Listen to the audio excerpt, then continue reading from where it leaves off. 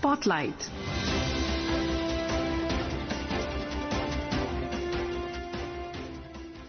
This is Akashvani. In Spotlight, now we bring you a program on special discussion on 150th anniversary of Vande Mataram in the Lok Sabha. The participants are Professor Anshu Joshi and Niharika Bhuvania.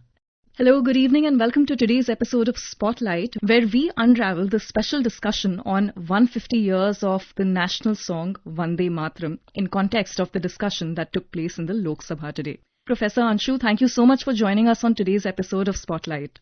Thank you so much, Niharika. Well, like I mentioned, today is going to be a brief yet a deep dive into a very important chapter of our history, how Vande Mataram holds significance even today. So why don't we begin with the origins of the song, how it started. From what I understand, it was born from defiance. And the 1857 freedom struggle is quite important in this context.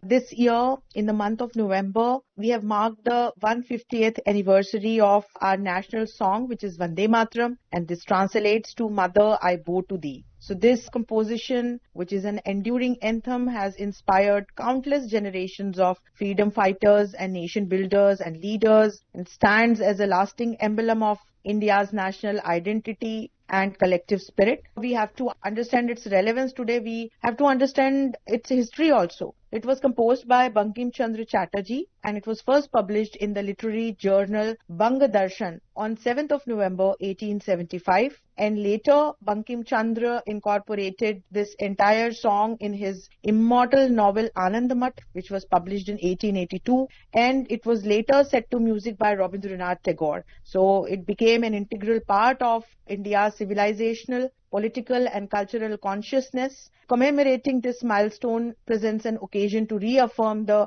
timeless message of unity, sacrifice and devotion that Vande Mataram embodies for all Indians. So it's imperative to examine, analyze the timing of its origins, a time that connects literature, nationalism and India's fight for independence. So this song, from like a simple poetic composition to the journey that it has traveled to become a national song, actually reflects India's collective awakening against the colonial dominance. And in 1905, Vande Mataram Sampradaya was founded in North Calcutta to promote the idea of motherland as a mission and passion. So every Sunday, the members of the society would come out in like Prabhat Fairies and they would sing Vande Mataram. And they also accepted voluntary contributions from the people who were in support of the motherland. So Rabindranath Tagore also used to join these Prabhat Fairies. And in 1906, in Barisal, which is in Bangladesh now, at that point in time, this Vande Mataram procession took place in Barisal with over 10,000 participants from all religions marching through the main streets of the town, and they were carrying Vande Mataram flags. And in 1906 itself, an English daily titled Vande Mataram was launched under the editorship of Bipin Chandra Pal, and Sri Aurobindo also joined this later as joint editor. So this newspaper then became a powerful instrument apart from this song and contributed to India's awakening, spreading the message of self-reliance, unity and political consciousness to all India audience. So fearlessly preaching the gospels of nationalism, inspiring young Indians to rise above colonial subjugation, Vande Mataram served as like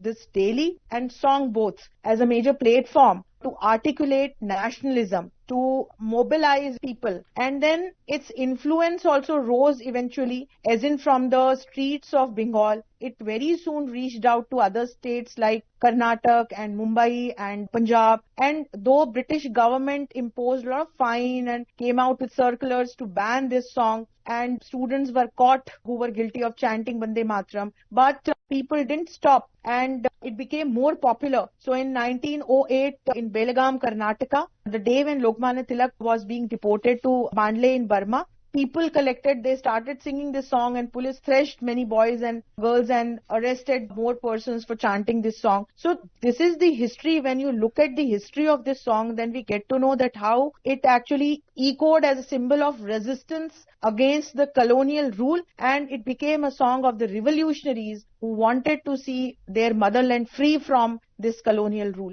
Before we move on to the major historical mentions that you made of 1905, 1906, I'd just like you to take a listen to what our Honorable Prime Minister said about the origins of the song.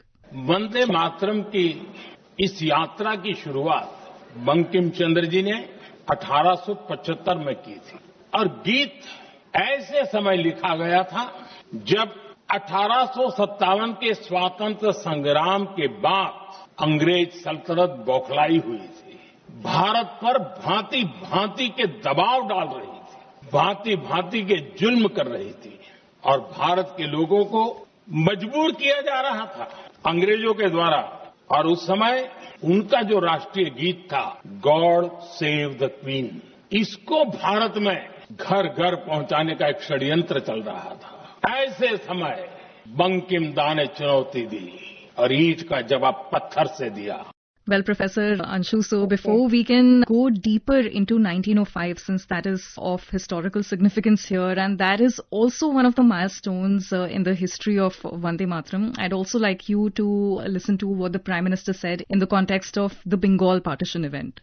अंग्रेज समझ चुके थे कि 1857 के बाद लंबे समय तक भारत में टिकना उनके लिए मुश्किल लग रहा था और जिस प्रकार से वो अपने सपने लेकर के आए थे, तब उनको लगा जब तक भारत को बांटेंगे नहीं, भारत में ही लोगों को एक दूसरे से लड़ाएंगे नहीं, तब तक यहां राज करना मुश्किल है।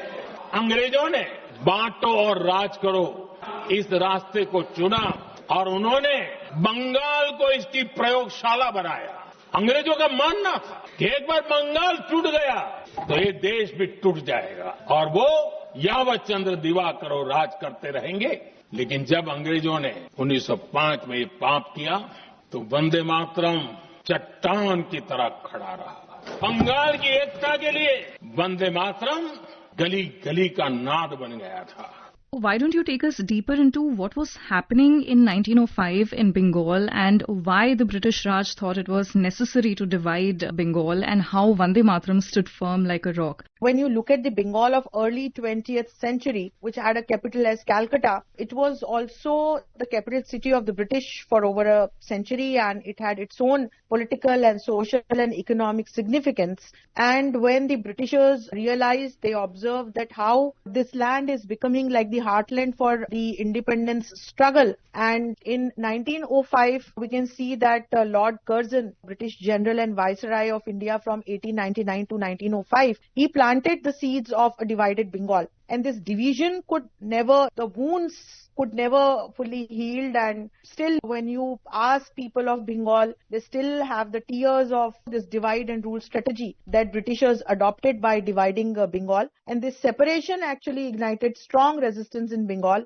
against the Britishers, and this entire partition turned the people of Bengal and people of other states also against the Britishers. Indeed, Bengal was the most precious gem of the British crown, and this was the largest province, contributing millions to the British economy also, and ensuring that British Raj flourished not only in India but in the whole subcontinent. So this partition was like the reason was given as in for some administrative purposes, but it actually ignited this entire fire of independence movement against the Britishers. And then we can see that how from 1905 different like Vande Mataram Sampradaya that I discussed, how it was founded in North Calcutta. And from here we can see that how people adopted the song Vande Mataram as in, their reflection of resistance against the Britishers. And Niharika, let me tell you, not only in Bengal, but this song went out of India. So in 1907, when Madam Bikaji Kama raised the tricolor flag for the first time outside India in Berlin, Vande Mataram was like the line written on the tricolor. And this was also written on the flag on 17th of August 1909, when Madan Lal Dhingra was hanged in England. His last words before he went to the gallows were Vande Mataram. And in 1909, Indian patriots in Paris, they undertook the publication of a magazine called Vande Mataram from Geneva.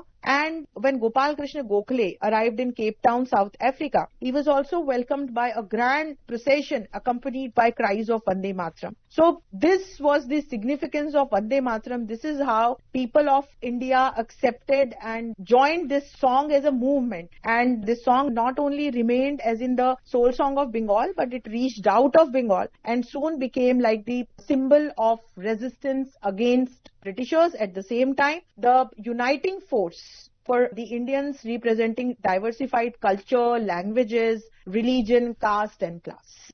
Well, indeed, Vande Mataram has seen us through some very tough times and very tough moments, and it stood behind us like a rock. Now, let's move a little ahead in our history. When Vande Mataram accomplished 50 years, we were still under colonial rule. And when it completed 100 years, we were undergoing emergency. I would first like you to listen to what the Prime Minister said on this subject. Vande Mataram का जब 50 वर्ष हुए तब देश गुलामी में जीने के लिए मजबूर था और वंदे मातरम के 100 साल हुए तब देश आपातकाल की जंजीरों में जकड़ा हुआ था। जब वंदे मातरम 100 साल अत्यंत उत्तम पर्व था तब भारत के संविधान का गला घोंट दिया गया था। जब वंदे मातरम 100 साल का हुआ तब देशभक्ति के लिए जीने मरने वाले लोगों को जेल के सलाखों के पीछे बंद कर दिया गया। आदरणीय अध्यक्ष जी, 150 वर्ष उस महान अध्याय को, उस गौरव को पुनः स्थापित करने का अवसर है और मैं मानता हूं सदन ने भी और देश ने भी इस अवसर को जाने नहीं देना चाहिए। Yes, Professor Anshu, so your insight and opinion on this.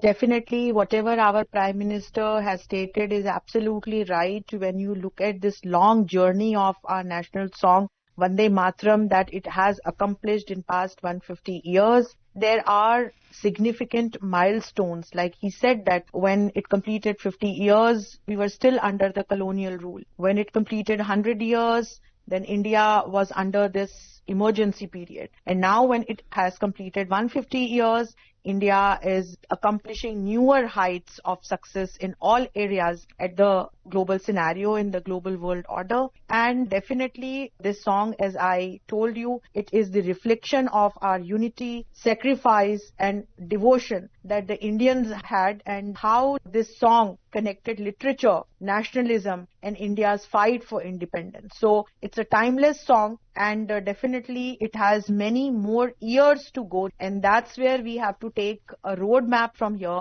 and we have to decide that what all we want to achieve in say next 150 to 200 years. Now, in the light of the vision of a developed India by 2047 and making the nation self-reliant, how does Vande Mataram become our driving force for achieving this vision today? And also, if you were to say a few things to the current generation, what would you say?